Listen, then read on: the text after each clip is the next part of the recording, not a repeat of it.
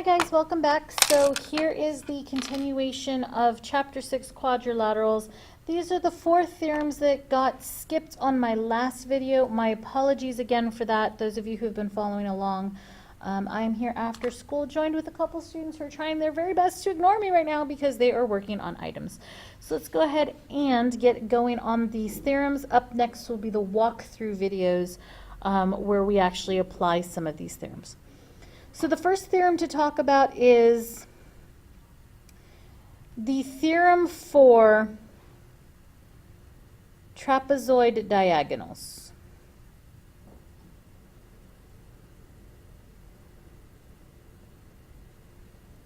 Only one trapezoid, sorry. So the theorem for trapezoid diagonals, and this theorem says a little something like this. If a quadrilateral is an isosceles trapezoid,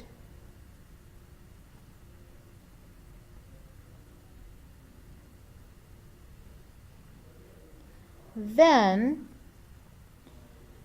its diagonals are congruent.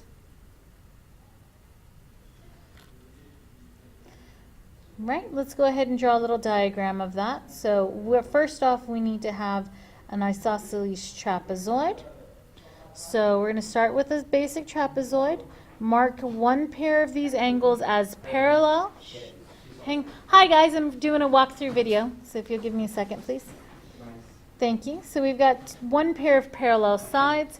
An isosceles trapezoid, by definition, has the non-parallel sides as congruent. So we need to have a setup that looks something like this.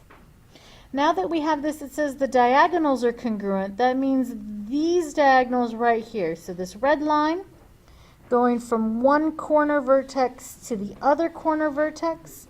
And I'm going to put a little break so you can see like it's kind of going under.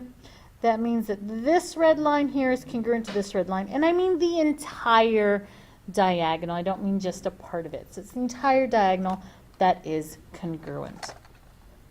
Take a moment right now, finish getting that drawing there into your notes while I find my highlighter in my box. Come here, highlighter, where are you?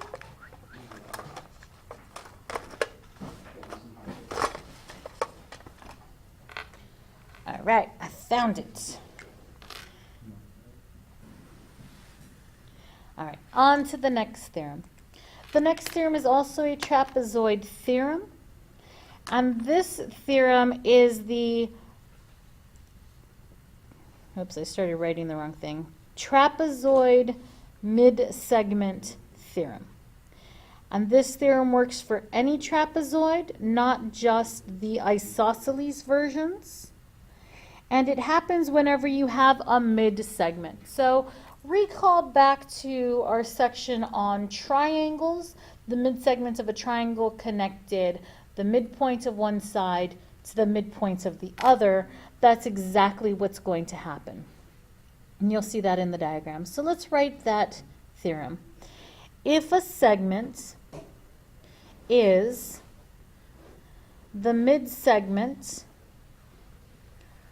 of a trapezoid, then the segment is, and there's two things that happen here for the segment. The first thing that happens is that that segment is going to end up being parallel to the bases.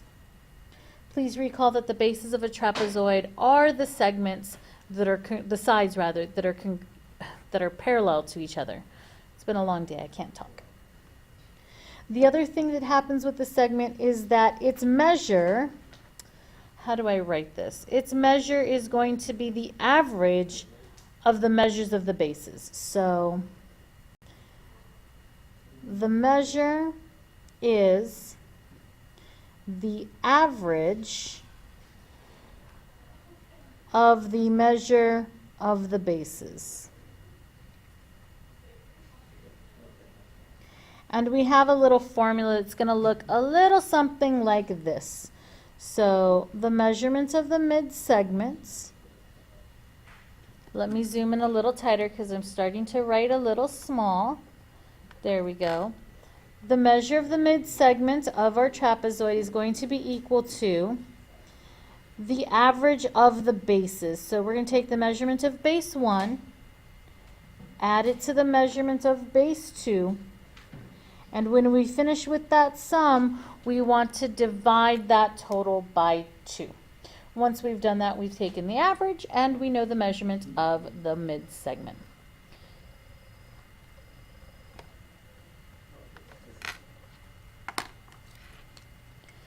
All right, let's get the next theorem in and down. Next video will be a walkthrough video where we get to use these theorems and formulas. The next one is going to be the diagonals of a rhombus theorem. And so this theorem will be talking about what we do with the diagonals of a rhombus. Bring down just a little bit, guys. Appreciate it. All right, so we have to first know if we have a rhombus. So if a quadrilateral is a rhombus, then the diagonals bisect opposite angles. And we're going to have a diagram that looks a little something like this. And let me zoom in. That is a little letter A between the if and the quadrilateral word. I wrote it a little tiny because I forgot to put it. I'm sorry. Don't hate me. I'm sorry. Okay, so there's our rhombus. Rhombus is defined that all the sides are congruent. And so we're looking at the bisector of this. So I need to take, of the diagonals. That means that I need to take a diagonal. So I only need to look at one. It's going to apply to the other one as well. So there is one diagonal. And what this theorem says is it bisects opposite angles. So here are opposite angles right here. And since it bisects them, it makes both pieces on either side of that diagonal congruent to each other. So you're going to end up with something that looks a little bit like that.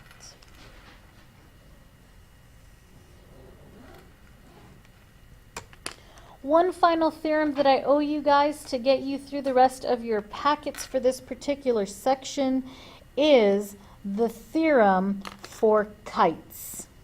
And this is opposite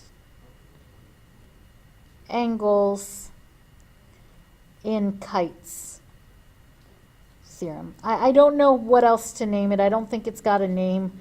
If you look in the textbook, it's like theorem 6 point something. That's undescriptive and unhelpful. So this is opposite angles in kites theorem. And what it says is this. If a quadrilateral is a kite, then the angle between the non-congruent sides,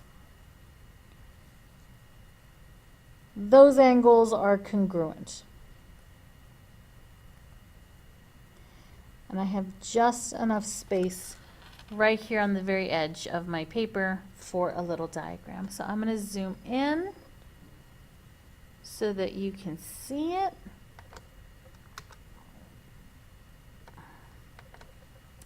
All right, so here's my picture of a kite. There it is. And kites have consecutive sides being congruent to each other. So those sides are congruent as the markings. These two sides are the non-congruent ones. Yes, they're congruent to these others, but these two aren't congruent to each other. And so this angle in here is going to be congruent with this other angle that is also between a pair of non-congruent sides. So these are the 4 theorems that got missed on my master schedule when I did it for you guys last time. Again, my apologies for that. Thank you so much for your patience on that. And on our next video, we'll do the walkthroughs. Thank you very much.